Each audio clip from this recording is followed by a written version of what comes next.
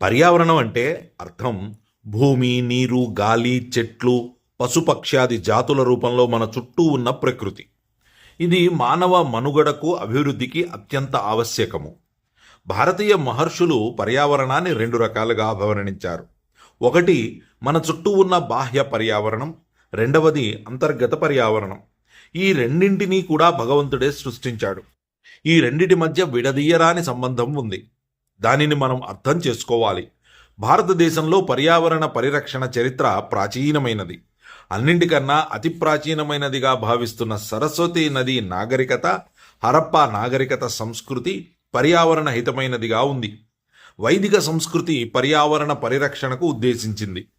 మనం కనుక చూసుకుంటే తీజ్ లాంటి పండుగలు, పర్వదినాలు జరుపుకోవడం హిందూ సంస్కృతికి ప్రత్యేకతగా చెప్పుకోవచ్చు.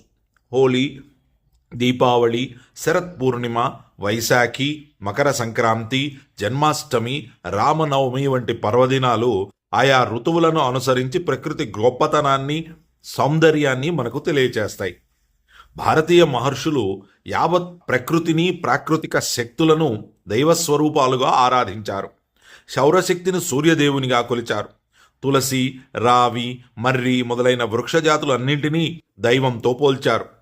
భారతీయ సంస్కృతిలో జలాన్ని కూడా దేవీ స్వరూపంగా భావించారు. నదులను జీవనదాయిని అయిన మాతలుగా భావించారు. అందుచేతనే ప్రాచీన సంస్కృతి నదీ తీరాల వెంబడి ఉద్భవించి ముందుకు కొనసాగింది. నిజానికి కనుక మనం చూస్తే ప్రకృతిలో ఉన్న ప్రతి వస్తువుకు కూడా వారు దైవిక రూపాన్ని ఆపాదించి అర్పించారు. మధ్యయుగం, మొఘల్ పరిపాలన కాలపు మొదటి దశలో భారతదేశంలో పర్యావరణంపై ప్రేమపూర్వక వాతావరణమే నెలకొని ఉండేది. ఆంగ్లేయులు తమ స్వార్థపూరిత ఆర్థిక ప్రయోజనాల కోసం భారతదేశంలో పర్యావరణాన్ని నాశనం చేయటం ప్రారంభించారు. వారి విధ్వంసకర విధానాల వల్ల భారతదేశంలో పర్యావరణం దెబ్బతింది. భారత రాజ్యాంగం 1950లో అమల్లోకి వచ్చింది. కానీ అందులో పూర్తి స్థాయిలో పర్యావరణ పరిరక్షణకు సంబంధించిన అధికరణలు లేవు. 1972లో స్టాక్హోమ్లో జరిగిన సమ్మేళనం కారణంగా భారతదేశం పర్యావరణ పరిరక్షణపై దృష్టి సారించడం ఆరంభించింది. 1976లో జరిగిన రాజ్యాంగ సవరణలో 48A, 51A అధికరణాలను జోడించారు. ప్రభుత్వం ఎన్ని విధానాలను అనుసరించినా ప్రజల ప్రమేయం లేకుంటే ఫలితాన్ని మనం పొందలేం. కాబట్టి పర్యావరణ హితకరమైన పనులను చేస్తూ ప్రకృతిని సంరక్షించాలి.